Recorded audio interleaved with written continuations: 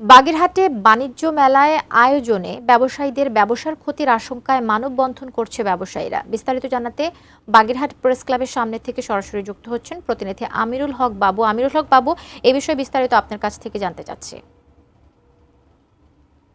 কবিতা Montu management events নামে একটি প্রতিষ্ঠান যারা বাগেরহাটে একটি বাণিজ্য মেলা করার জন্য জেলা প্রশাসকের বরাবরে একটি আবেদন দেয় এবং সেটি কিন্তু জেলা প্রশাসকের দপ্তর থেকে অনুমোদন দেওয়া হয়। কিন্তু ব্যবসায়ীরা বলছেন যে তারা ক্ষতির মুখে পড়বেন। বিগত দিনে তারা এইসব নিয়ে কথা বলার সুযোগ ছিল না, এখন সুযোগ হয়েছে।